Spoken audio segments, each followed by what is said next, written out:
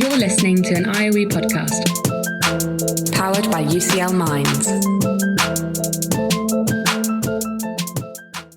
Welcome to the ECF Staffroom. I'm Elaine Long. And I am Mark Quinn. We are programme leaders for the UCL Early Career Teacher Development Programme. Why are we in the staff room? We are here because this is where the best professional learning conversations always take place. This is where problems can be aired bluntly and where solutions can be explored. Over the course of this series, we will hear the voices of different colleagues as they come into the ECF staff room. We will hear from early career teachers themselves and from the mentors and induction tutors who support them. We will talk about all things ECF, the challenges and the joys.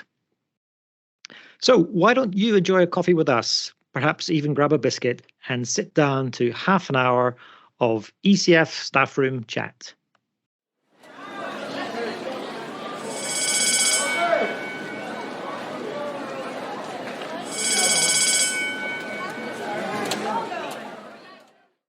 Welcome to the ECF staff room, Sally Adams. Sally, we are delighted that you're taking a seat in our staff room this afternoon. We know you've had a busy day, so you get to sit down on the staff room, take the weight off your feet, have a biscuit, have a drink. What can I get you? What can I get you to drink, first of all? Well, I'm not a big fan of coffee. I know that's a very unpopular opinion, but I definitely make up for it with the biscuits. Anything with chocolate, I'm a big fan. So a dry chocolate biscuit with a dry chocolate biscuit. Yeah, maybe a hot chocolate if I'm wanting to indulge myself. Okay, chocolate biscuit and hot chocolate. Right. Okay, that sounds positively disgusting, but I'll get that for you. Yeah. I think that sounds good for the autumn season when the leaves are falling outside. But I do think there's a danger that you may be found out, Sally, and kicked out of the profession on account of not drinking coffee, because that is highly, highly suspicious. But you made up for it with the biscuits, so I think we're at a safe level to progress with the podcast. We know you just started a really exciting role, and we know that probably a lot of our listeners will be interested in the role of research in education. So I wondered if you could introduce yourself for our listeners and describe your role now and the parts you really enjoy. Yeah, no, absolutely. So yeah, I'm Sally Adams, and I'm the head of Exchange Research School. I'm new to the role. I only started in September. And I'm really enjoying the new challenge. So my day so far, it's been quite an exciting day, really. I've been quality assuring an oracy framework that's been developed by Every Child Matters Trust, and that's a really fantastic piece of work. It's great to be part of its development, and I'm really looking forward to seeing the impact that it'll have in the future. I've also been involved in designing some professional development this afternoon for our newly recruited evidence leads. So that's been really motivating as well. And what's exciting you particularly about the oracy framework? I have to ask you as an English teacher, because oracy is something I'm passionate about too. I just think it's such a fantastic framework that they've developed. It really thinks about everything. There's lots of strategies to use to support teachers and leaders, and it's really accessible. So they've put together some posters that come with each strategy. It's something that if I was still in the classroom, I'd be really excited to get my hands on and to implement in school.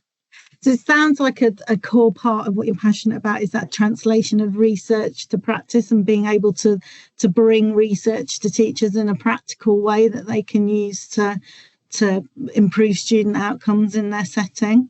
Yeah, absolutely. I mean, that's kind of our main aim, really. Yeah. So I know this means that you're no longer teaching in the classroom the way you used to, apart from occasional stints where you get dragged in to look after some other colleague's classroom. And we do hope, of course, that, our ECTs and our mentors listening into this podcast have got a full life mapped out for themselves, chained to their whiteboards, to their classroom desks. We hope that they do feel that they've got a career or future in education at some level. and many of them will spend all of that time, devote their careers to teaching in the classroom, and they'll be really excited at that prospect. Some of them will feel that it's like 100 years of winter for them. But if they are thinking about what else they might do with their career, they might listen to you, Sally, because you've had really quite a diverse career already. So could you tell us something about that, how you became a teacher and the roles you've moved on to since? Yeah, absolutely. Well, I initially wanted to be a secondary drama teacher. I studied theatre and performance at the University of Leeds, and when I realised that I wasn't cut out for drama school and a life on stage, I thought, well, I'd love to teach drama. Now, my mum was a head in a primary school, and I ended up getting roped in to support with the primary school productions, and then supporting in the classroom. And to be honest, I just fell in love with it. I loved bringing my creativity to make classroom learning more engaging. So for the next 10 years, I was a primary school teacher and then a leader, predominantly working in early years and Key Stage 1. And I absolutely loved my time in the classroom. I was so blessed to work with so many amazing colleagues, communities and families and children. But then I decided to step away from the classroom and follow my passion for professional development. So I spent a year working at Exchange Teaching Hub, looking after the MPQs and CPD programmes and facilitating on some of those programmes as well. And I really enjoyed that work. I learned so much about effective professional development and really developed as a facilitator.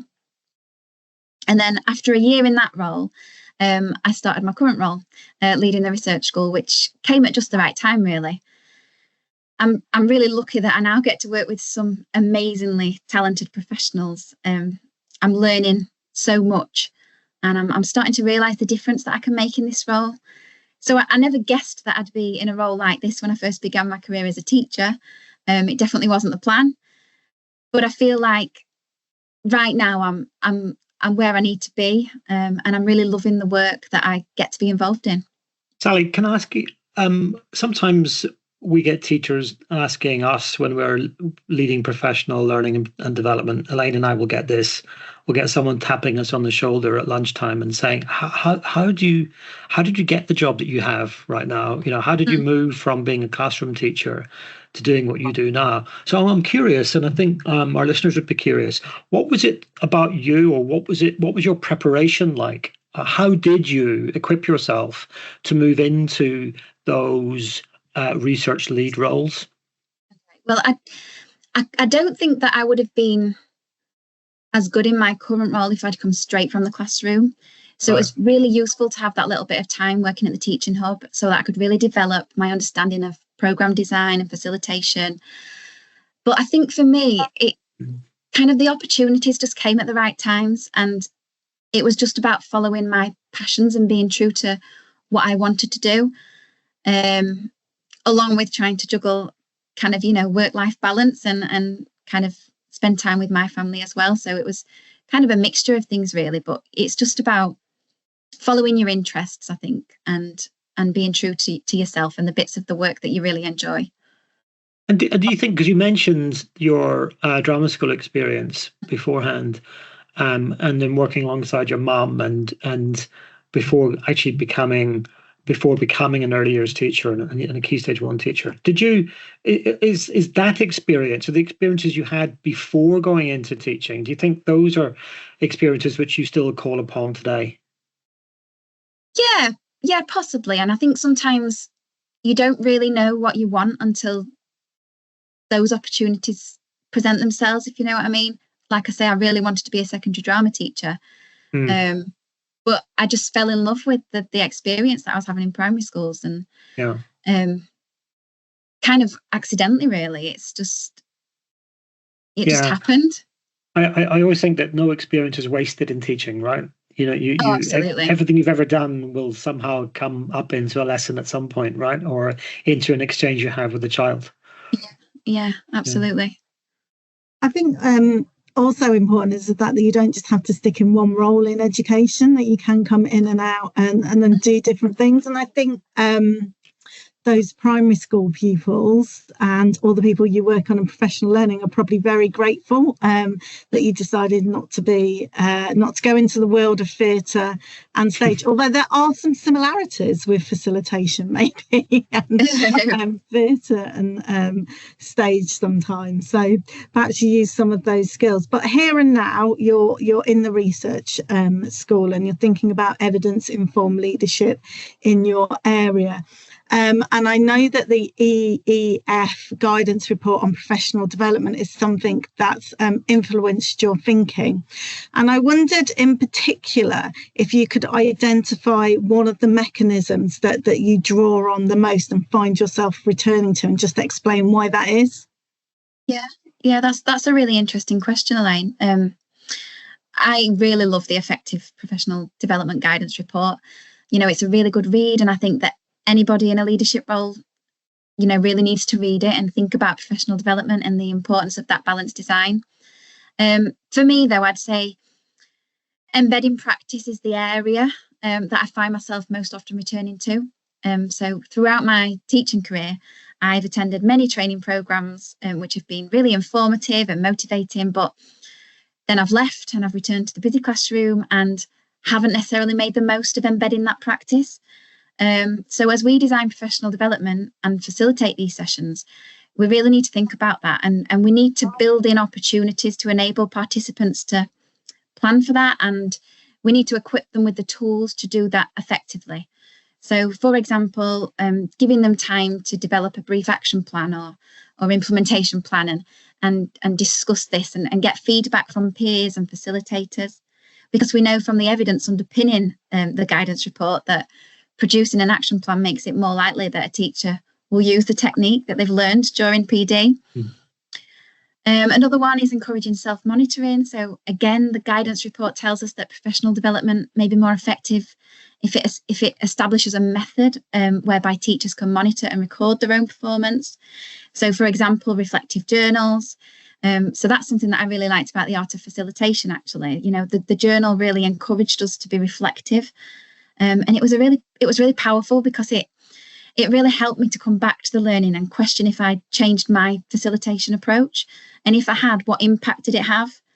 You know, so it's important for teachers' professional development that they become self-reflective, and if we can do that well, we're enabling ourselves more opportunities for professional growth. So I think that by encouraging and developing this skill within professional development opportunities, we're not only supporting the learning within this professional development experience, but we're also developing self-reflection skills and opening more doors for the future. So currently it's something that we're exploring with our professional development offer at the research school, and we want to get better at this and to improve the effectiveness of the CPD that we offer, and enable it to impact teaching and learning and allow more children to really benefit from evidence-informed practice too. I mean, I really agree with you in the sense that when teachers get back to the hurly-burly complex world of the classroom, there can be lots of barriers to them implementing what they've learned in professional learning. And equally so, there can be some enablers, and you've mentioned some of those enablers. In your experience, what is it that really makes or breaks makes or breaks a professional learning program in terms of teachers being able to apply it to their practice? I think it's the tools. I think giving them the tools to do that really, really well. And I think it's working with teachers and leaders to enable them to really understand effective implementation and what that looks like, so that they can take away from the session and they can turn it into actions and really make a difference. It's hard, isn't it? Because I think like it's about behavioural change as well, in a way. It's another lens to think about professional learning, and that research in itself is not really something you can implement in a way, because you know research is only at the level of sort of generalised principles.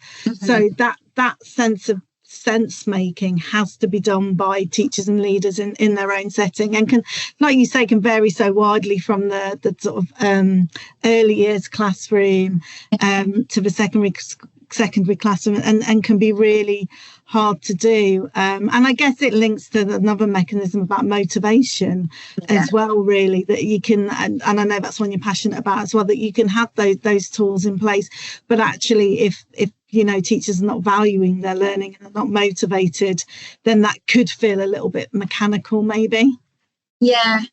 And when we talk about evidence-informed practice, we're not talking about just taking what the research says and running with it. We're talking about using that with your professional expertise and your knowledge of the school or context, and really putting that together to decide what's right for your school and your setting.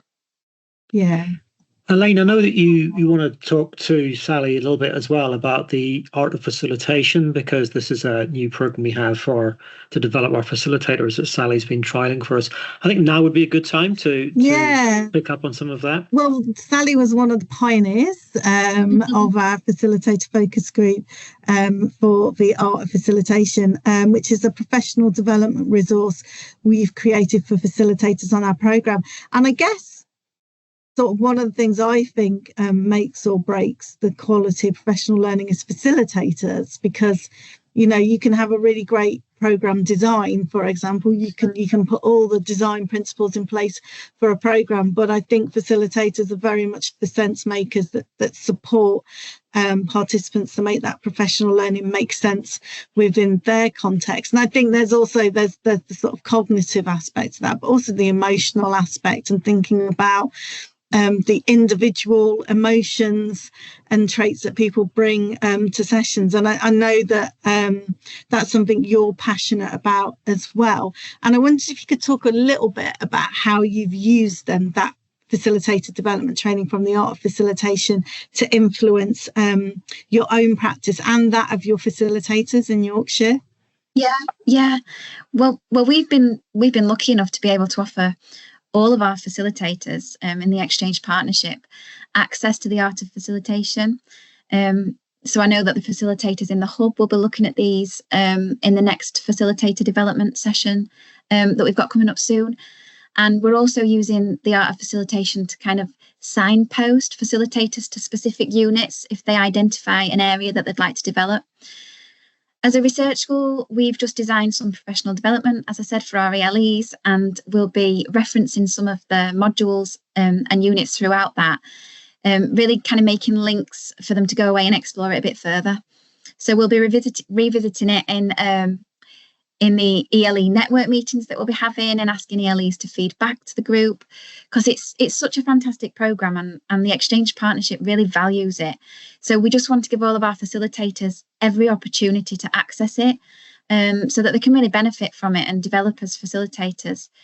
We're really lucky to have a fantastic team of really talented facilitators with a wealth of experience, and it's actually nice to be able to give something back and offer this for them. So yeah, as you said, I've been fortunate enough to take part in the pilot of the art of facilitation this year, and it's been such a great experience. I really did think that I was a good facilitator, but engaging with the materials in the programme it's really deepened my thinking, and it's opened my eyes to kind of the complexities of facilitation, and it's really challenged me to develop my skills and hone my craft. But I think a real light bulb moment for me was kind of understanding the difference between andragogy, so how adults learn, and pedagogy, so how children learn. Because I've spent years studying research around pedagogy and developing effective teaching and learning in school, but I'm quite embarrassed to admit that as a facilitator of adults' professional development, I'd never actually studied andragogy. So we might sometimes assume that just because someone's an effective teacher that they'll be a good facilitator too, but it's not always the case. Adults learn differently, and so, for example, adult learners require more autonomy over their learning, and facilitators must really understand and respect the participants' motivations for learning. So the unit on andragogy was really insightful, and it really shifted my perspective when facilitating adult learning. I'd really recommend the programme. I think no matter how experienced you are as a facilitator. There's definitely something to take away from each of the topics, and they don't take long to complete either, which is, a huge bonus when you're a busy teacher or school leader. Oh, that's really good to hear, Sally. And I agree with you. I think so often people underestimate what skills are involved in facilitation, because actually it's a really complex job, and it's something, I'm sure Mark would agree, it's something I always feel like I'm learning. And every time I'm in a new context, I realise what I've got to learn. I need to learn a bit more, because it's never the same, because you're working with different groups of individuals. But I agree with you. I'd really challenge that assumption that just because you're a great teacher at school, there's obviously crossover and skills you bring, but facilitation is a different field, really. So it's important to remember that as well. Yeah, I think this is, I'm really glad you shed light on this one, Sally, because I think it is increasingly a message that we find ourselves discussing with facilitators as we visit sessions. And I think it's a really important insight. I think it's also interesting that I think it's right to draw a distinction between pedagogy and andragogy. I think it's also right to remember that our ECF program, we've got teachers in that program who are teaching early years, and we've got teachers in that program who are teaching post-16. And I think it's a fair enough point to make that teaching 17 and 18-year-olds is not the same thing as teaching 4 and 5-year-olds, right? There's those 17, 18-year-olds bring something more to the classroom than perhaps a 4-year-old does. And you do have to engage with their motivation as well. You do have to think about what they bring and the choices that they need to make. So I think there's learning from that for us as well when we are talking to ECTs. And of course, the other sort of set of listeners we have on this program are mentors. And mentors fall into that really interesting position, don't they? Because although they are school-based, they are also teacher educators. One could call them teacher educators, right? So mentors need to engage with how adults learn. In this case, their mentees, their ECTs, and the different rhythms of learning as they go through a year, their ups and their downs, and the things that they're strong with, and the things that they need support with. So there's a huge wealth of material here, which I think that it's right that we begin to grapple with within this program of the art of facilitation, but also I think within our mentoring program, and also even in our ECT program. And that was a kind of long-winded way of getting to your own specialism, Sally, which is around early years, because it is a criticism. We do find it, actually. We do have people working in early years on our program who occasionally say to us, they think that the ECF program really isn't so much about early years. It's more about secondary, or it's more about upper primary. That some of the things that we might be suggesting that the framework might suggest are good things to do aren't always good things to do in an early years setting. So, first of all, has that been your experience? Do you sympathise with that sentiment? And how have you, in your work up in Exchange, dealt with that kind of response? Dealt with that issue that you get from early years teachers who need the program a bit translated for them? Yeah, I do think that early years practitioners are sometimes a little bit overlooked. Child development is very complex, and the early years is such an important time. Practitioners really need, real specialist knowledge and skills. And the Guide to Effective Professional Development in the Early Years, it really highlights the importance of appropriate professional development opportunities for early years staff, to make sure that they're offering that quality learning and development experiences for all children. But still, early years practitioners often find themselves sat in staff meetings and professional development programs feeling like it's not really benefiting them. That being said, I do think it's really important that all school staff understand the different phases. You need to know where the children have come from and where they're going to, so that you can really help to make that a smooth transition. And, you never know where you're going to end up next year. And as someone who's moved between phases quite a lot, I've always felt that I wanted to make sure that I wasn't limiting my professional development to one phase. Yeah. But I think there's still some work to be done to support teachers and leaders to really understand the importance of early years. And all school staff agree that, early years is a magical place and it's really hard work, but I'm not sure everyone always recognises the specialist knowledge and skill that you need to be effective in the early years. So as you said, the ECF is broken down into primary and secondary with activities for each, but it takes a facilitator who really understands early years to be able to add context to the material so that they can really benefit early years teachers. Yeah. So we support each other quite a lot in the exchange partnership, and I'll often work with ECF or the ITT providers, looking at what this looks like for early years, and making sure that we've got the right people facilitating on the programmes so that they can offer kind of those real life examples. Sally, would you say there are advantages or disadvantages for a facilitated group? So one of our clusters, for example, would you say it would be a good idea or not to have early years practitioners all in one cluster, separated from, let's say, a primary cluster?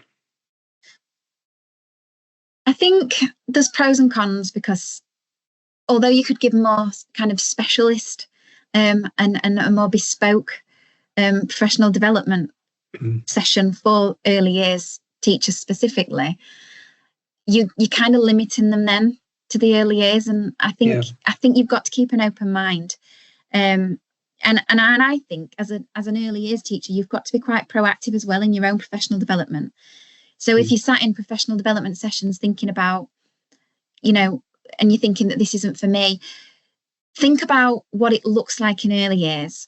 So rather than just switching off and thinking, it's not for me, ask yourself, what can I compare this to in early years?